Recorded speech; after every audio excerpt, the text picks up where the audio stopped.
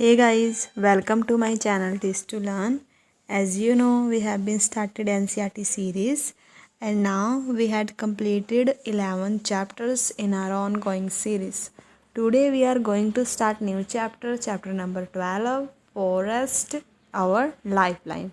If you still not watch the previous videos, you can check the description box. A link has been provided. Okay.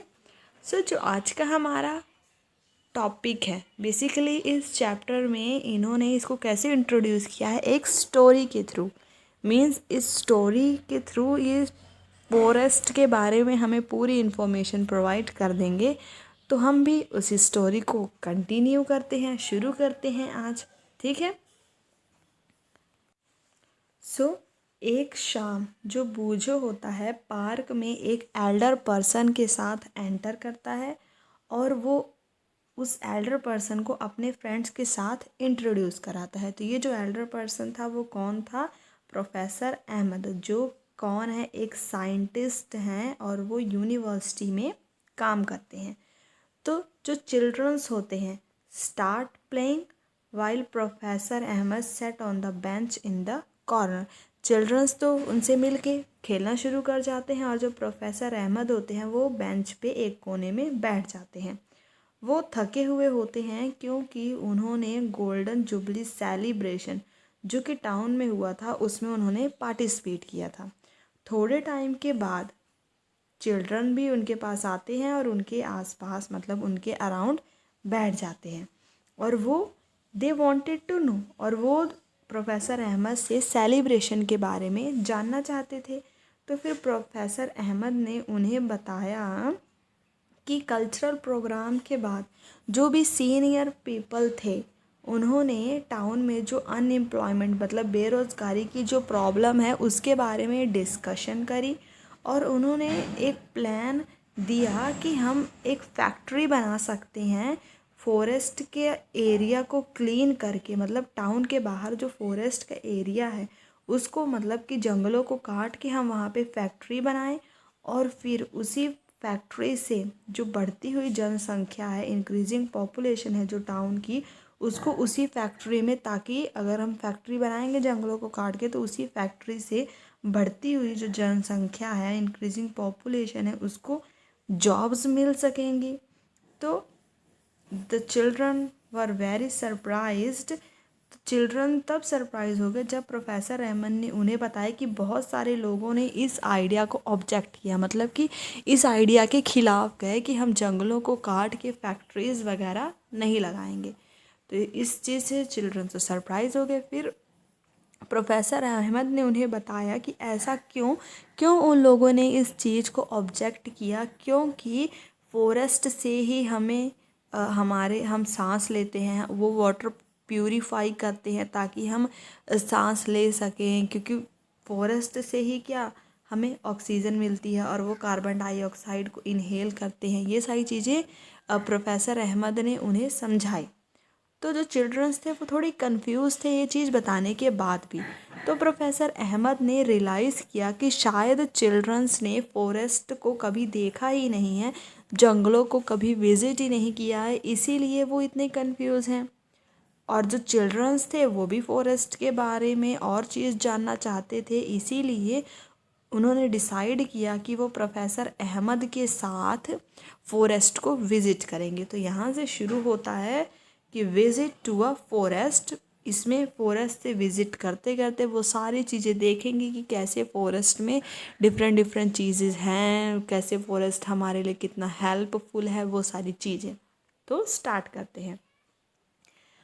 One Sunday morning, एक Sunday की सुबह को children's ने कुछ चीज़ें pack करी, जैसे कि नाइफ, हैंड लेंस, लेंस के बारे में हमने पढ़ा जिससे हमें चीज़ें मैग्नीफाइड दिखती हैं, वो स्टिक हो गए, नोटबुक, और चलने लगे on a forest trail near a village. अब फॉरेस्ट ट्रेल का मतलब कि जंगल को जाने वाला जो रास्ता, मतलब अब उसमें जंगल है, कोई रास्ता तो होता नहीं है, तो ऐसा रास्ता जिस पे लोगों ने चल चल के उसको रास्ता बना दिया है, तो वो क्या हो गया है, एक फॉरेस्ट ट्रेल हो गया।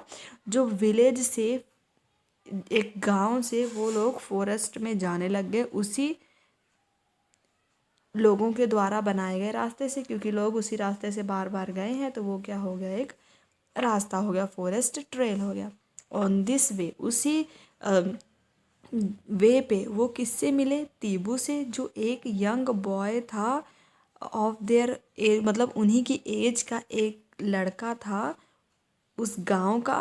और वो क्या कर रहा था, who was taking cattle for grazing along with his aunt, जो अपनी आंट के साथ कैटल को, गाय भैंस या बकरियों को चारा ग्रेज कराने के लिए, मतलब कि जंगल में जो घास वगैरह है उसको ग्रेज कराने के लिए अपनी आंट के साथ आया हुआ था। वो भी उन्हें रास्ते में मिला, जिसका नाम क्या है, तीबू।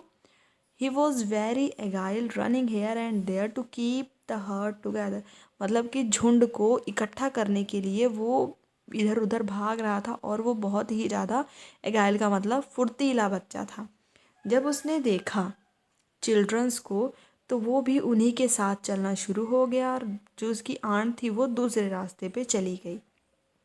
जब वो फॉरेस्ट में एंटर किए, मतलब कि जहाँ से फॉरेस्ट शुरू होना, फॉरेस्ट के अंदर एंटर किए, तो तीबू ने अपना हैंड ऊपर करके सभी को सिग्नल किया कि उन्हें क्वाइट रहना है, शांत रहना है, क्योंकि हमारी नॉइज़ से जो एनिमल्स इस जंगल में रहते हैं वो डिस्टर्ब हो जाएंगे, इसीलिए हमें शोर शराबा नहीं करना है। तीबू ने ये उन सबको हैंड रेस करके सिग्नल दिया। टीबू then took them to the place at a height, फिर तीबू ने एक बहुत ही हाइट वाली प्लेस पे लेके गया जहाँ से वो पूरा फॉरेस्ट का ब्रॉड व्यू देख सके। चिल्ड्रन वॉज सरप्राइज, चिल्ड्रन ने पूरे सरप्राइज हो गए, क्योंकि उन्होंने ऐसा ब्रॉड व्यू, जो कि इस फिगर में दिखाया गया है, इस तरह का ब्रॉड व्यू कभी भी नहीं देखा था।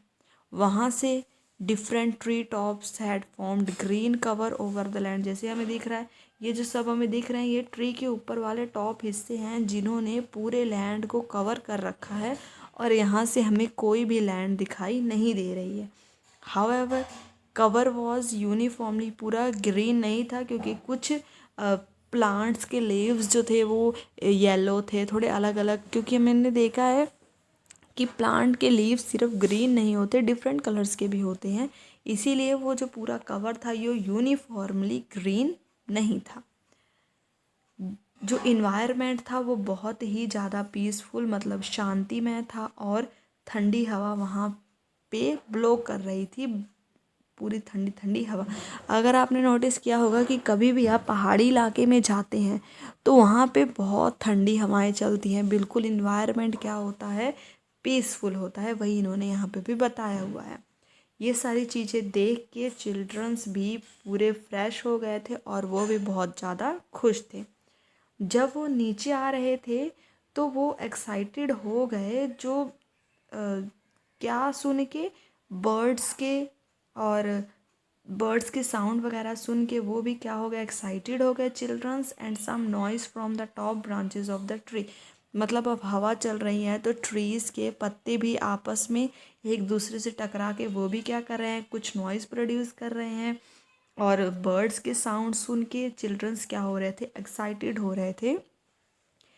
तब तीबू ने उन्हें बताया कि ये चीज़ यहाँ पर एक नॉर्मल है, इसीलिए आप सब क्या हो जाएं, रिलैक्स हो जाएं। मतलब तीबू ने चिल्ड्रंस को बताया कि जंगल में ये चीज़ें होना, मतलब चिड़ियों की आवाज़ आना और टॉप ब्रांचेस ऑफ ट्रीज से नॉइज़ आना, ये सब क्या है, एक नॉर्मल फिनोमिना है।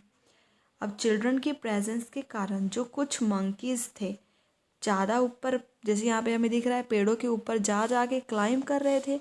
अब जब मंकीज़ पेड़ों के ऊपर जा रहे थे तो यहाँ पे, जैसे यहाँ पे दिख रहा है हमें बर्ड्स बैठे हैं, तो इनसे क्या हो जा रहे थे, बर्ड डिस्टर्ब हो जा रहे थे, और बर्ड ऊपर उड़ रहे थे, तो इसी के कारण भी चिड़ियों की भी क्या आवाज़, चिड़िया की भी नॉइज़ आ रहे थे, क्योंकि वो चिल्ड्रंस को देखकर यहाँ से वहाँ इधर उधर एनिमल्स भी जा रहे थे। तो ये जो चीज़ें हैं कि एनिमल्स एक जगह से दूसरी जगह जा रहे हैं, और फिर चिड़ियाँ उड़ के लोगों को मतलब नॉइज़ प्रोड्यूस कर रही हैं, एनिमल्स भी इस तरह की हरकतें क्यों करते हैं, क्योंकि ये एक तरह का वार्निंग कॉल है, ताकि दूसरे एनिमल्स अलर्ट हो जाएं कि हाँ यहाँ पर कोई ह्यूमन बीइंग या फिर कोई दूसरे कोई इंसान यहाँ जंगल में आया हुआ है, इसीलिए एनिमल इस तरह की कुछ हरकतें करते हैं जिससे दूसरे एनिमल्स क्या हो जाएं, अलर्ट हो जाएं। तीबू ने उन्हें और क्या बताया कि कुछ और भी एनिमल्स हैं जैसे कि बोर, बाइसन, जैकाल्स, पॉर्क्यूपाइन, एलिफेंट, ये कहाँ रहते हैं, जो फॉरेस्ट का डीपर एरिया होता है वहाँ पर ये पाए जाते हैं। अब आप सोच रहे होंगे ये कौन से एनिमल हैं, जो बोर होता है। बोर का मतलब क्या होता है, जो जंगली सुअर होती हैं उन्हें हम क्या कहते हैं, बोर, मतलब जो जंगली होती हैं। नेक्स्ट क्या है, बाइसन। बाइसन का मतलब ये भी क्या है, जंगली भैंसा हो गए या फिर जंगली बैल हो गए। भैंस तो हमने देखी है, पर जो जंगली भैंसा होते हैं उसे हम क्या कहते हैं, बाइसन कहते हैं। नेक्स्ट क्या है, जिकाल्स। ये क्या होते हैं, लोमड़ी वगैरह होते हैं, इन्हें हम क्या कहते हैं, जिकाल्स कहते हैं। नेक्स्ट क्या है, पॉर्क्यूपाइन। अब जो पॉर्क्यूपाइन होते हैं वो ऐसे एनिमल्स होते हैं जिनके शरीर के ऊपर क्या लगे रहते हैं, कांटे लगे रहते हैं, उन्हें हम क्या कहते हैं, पॉर्क्यूपाइन कहते हैं। और एलिफेंट का मतलब हाथी, ये तो हमें पता ही है। ये सारे जो एनिमल्स हैं जिनके अभी हमने नाम पढ़े, ये सब फॉरेस्ट के डीपर एरिया में रहते हैं। इसीलिए प्रोफेसर अहमद ने बच्चों को चेतावनी दी कि वो जो फॉरेस्ट का डीप एरिया है वहाँ पर ना जाएं, क्योंकि ये एनिमल्स खतरनाक भी साबित हो सकते हैं। जैसे कि इस फिगर में हमें दिखाया गया है, ये क्या है, एक जंगली भैंसा है। और जो ये है, ये क्या है, बोर है, जंगली सुअर। और ये आई थिंक पॉर्क्यूपाइन ही है जिसके शरीर के ऊपर क्या लगे रहते हैं, ऐसे कांटे लगे रहते हैं। ठीक है। बूझो एंड पहेली। तभी बूझो और पहेली को याद आया कि उन्होंने फॉरेस्ट, जो किसका एग्जाम्पल है, हैबिटेट का एग्जाम्पल है एनिमल्स के लिए, क्लास 6 में इस चीज़ के बारे में पढ़ा था।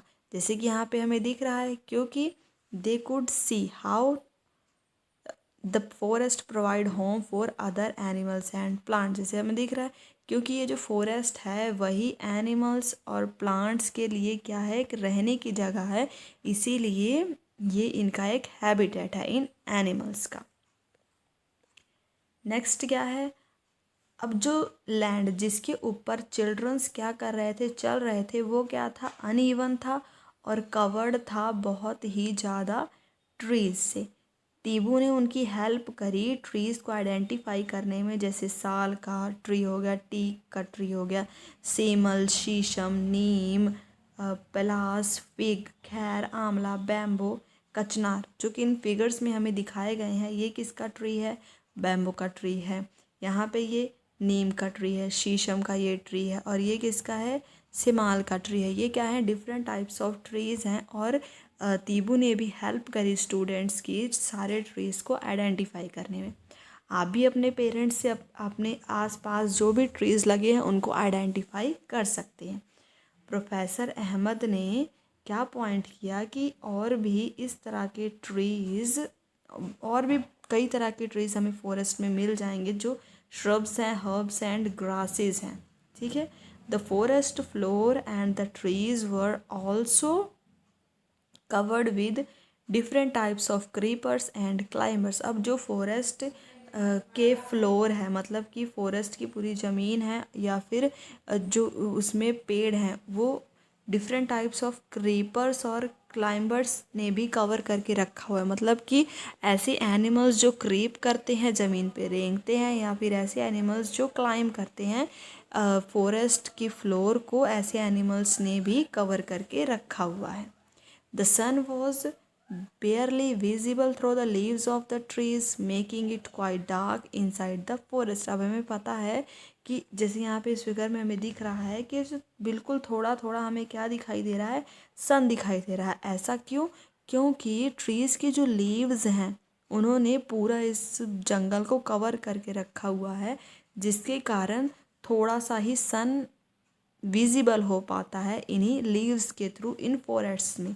अब सन थोड़ा दिखाई देगा तो इसका मतलब फॉरेस्ट के अंदर क्या होता है, बिल्कुल अंधेरा होता है, ज़्यादातर अंधेरा ही होता है। जैसे यहाँ पे भी हमें दिख रहा है, ज़्यादातर भाग क्या है, अंधेरा है।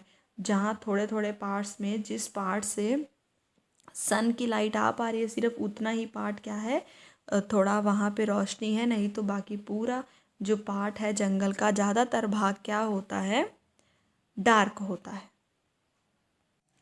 अब यहाँ पे एक एक्टिविटी दी गई है, तो इस एक्टिविटी में आपको क्या करना है, आपको अपने घर की बहुत सारी चीज़ों को, ज़्यादातर चीज़ों को ऑब्ज़र्व करना है और ऐसी चीज़ों का लिस्ट बनाना है जो मटेरियल्स हमें फॉरेस्ट से मिलते हैं। जैसे कि आप, हमारे घर में बहुत ज़्यादा वुडन आइटम्स होती हैं, जो प्लाईवुड, जो टेबल के ऊपर प्लाई लगी रहती है, वो क्या है, प्लाईवुड है। वो भी किससे बनती है, पेड़ से बनती है, पेड़ की लकड़ियों से। फ्यूल वुड मतलब कि जो विलेज एरिया होता है उसमें लकड़ियों का यूज़ खाना बनाने के लिए, मतलब चूल्हे वगैरह में लकड़ियों को जलाकर यूज़ किया जाता है खाना बनाने के लिए। तो वो किस तरह काम कर रहा है, एक फ्यूल की तरह उनके लिए काम कर रहा है। तो क्या है, फ्यूल वुड भी हमें जंगल से ही मिला। बॉक्सेस, जो लकड़ी के बॉक्स होते हैं, वो पेपर भी किससे बनाए जाते हैं, ट्रीज से ही बनाए जाते हैं। जो माचिस की तीलियां हैं, मैच स्टिक्स हैं, वो भी किससे बनती हैं, ट्रीज से ही। और जो फर्नीचर वगैरह हैं, जो भी ये सारी चीज़ें हैं, ये सब किससे बन रही हैं, वुड से बन रही हैं। तो इसके अलावा और भी कौन कौन सी चीज़ें हो सकती हैं जो वुड से बनी हैं, जैसे कि गम, जो जिससे हम अपनी कापियाँ चिपकाते हैं, वो हो गया गम। ऑयल हो गया, जैसे मस्टर्ड ऑयल हो गया, वो भी क्या है, हमें ट्रीज से मिलता है। स्पाइसेस, मसाले वगैरह भी हमें ट्रीज से मिलते हैं। फोडर फॉर एनिमल्स, एनिमल्स के लिए जो खाना है वो भी हमें ट्रीज से मिलता है। मेडिसिनल प्लांट्स, मेडिसिनल प्लांट्स का मतलब ऐसे प्लांट जो मेडिसिन के लिए यूज़ किए जाते हैं, जैसे कि नीम हो गया, तुलसी हो गई, ये सारी जो चीज़ें हैं ये क्या है, मेडिसिनल प्लांट्स हैं। ये सब भी हमें किससे मिलती हैं, फॉरेस्ट से मिलती हैं। जैसे कि इन्होंने इस फिगर में दिखाया हुआ है कि हनी, हनी भी हमें किससे मिला, फॉरेस्ट से मिला। सीलिंग वैक्स हो गया, जो वुडन स्टैचू हो गया, ये क्या है, गम हो गई। ये सारी जो चीज़ें हैं ये सब हमें किससे मिल रही हैं, फॉरेस्ट से मिल रही हैं। अब इन्हीं प्रोडक्ट्स के बेस पे आपको टेबल 12.1 फिल करना है, जिसमें एक एग्जांपल इन्होंने दे रखी है और बाकी आपको इसे अपने आप क्या करना है, फिल करना है। अब इस टेबल में क्या है, इन्होंने बोला है कि गम, गम हमें किससे मिलती है, बबूल से। और बाकी जो 4 बॉक्स खाली हैं वहाँ पे आपने इसको फिल करना है कि गम हमें, और कौन से प्लांट हैं जिन प्लांट से हमें गम मिलती है। टिम्बर मतलब कि जो फर्नीचर में यूज़ होने वाली, फर्नीचर के लिए जो लकड़ी हम यूज़ करते हैं, वो चीज़, वो लकड़ी हमें शीशम के पेड़ से मिलती है। और कौन से ट्रीज़, इसमें किस प्लांट से हमें मिलती है, ये चीज़ें लिखनी है। फिर मेडिसिनल मतलब कि ऐसे प्लांट जिससे मेडिसिन बनाई जाती है, एक तो हो गया नीम, और बाकी जो और प्लांट्स हैं, 4 प्लांट्स, उसके बारे में आपने बताना है। फिर ऑयल, ऐसे प्लांट जिनसे हमें ऑयल मिलता है, एक सैंडलवुड दिया हुआ है, बाकी आपने 4 प्लांट्स बताने हैं। अब ये जो एक टॉपिक है, ये आपका होमवर्क है कि आपने सारा टेबल ना सही पर 1 1 या 2 2 तो आपने एग्जाम्पल इन सभी की देनी ही है। नहीं तो इसको कल तो भी हम कवर करेंगे ही अपनी कल की वीडियो में, पर इसका मतलब ये नहीं कि आप इसे ट्राई ही नहीं करेंगे। आप इसे ट्राई करना, और जो भी आपको मिलेगा आप एक एक या दो दो एग्जाम्पल इसकी ज़रूर राइट करना। ओके, तो इसको हम कल देखेंगे, जो आपने एग्जाम्पल लिखी होगी और कुछ मैं भी बताऊंगी, ठीक है। अब नेक्स्ट क्या है कि जो शैला है वो हैरान हो रही है कि इतने सारे वंडर्ड हु हैव प्लांटेड, मतलब कि जो इतने सारे ट्रीज़ है इनको कौन उगाता है। तो प्रोफेसर अहमद उसे बताता है कि ये नेचर ही है, नेचर ही इतने सारे सीड्स प्रोड्यूस कर देती है, और नेचर सीड्स प्रोड्यूस कर रही है, और जो फॉरेस्ट का फ्लोर है वो ऐसी कंडीशन प्रोवाइड कर देता है इनके लिए ताकि सीड्स जर्मिनेट हो जाएं और सीडलिंग्स और सैपलिंग्स में कन्वर्ट हो जाएं।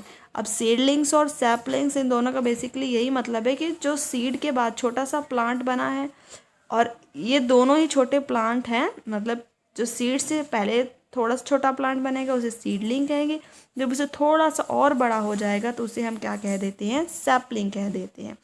सम ग्रोन अप इनटू ट्रीज, अब जो सीड्स हैं, नेचर ने तो बहुत सारे सीड्स प्रोड्यूस करे, और अच्छी कंडीशंस के कारण वो सीड जर्मिनेट होके सीडलिंग और सैपलिंग भी बने। और जो ट्रीज इसमें से बच जाते हैं वो मतलब जो सीड्स अच्छे से ग्रो होते हैं वो और ज़्यादा ग्रो होके क्या बन जाते हैं, ट्री बन जाते हैं। He added that branchy part of a tree above a stem is called the crown.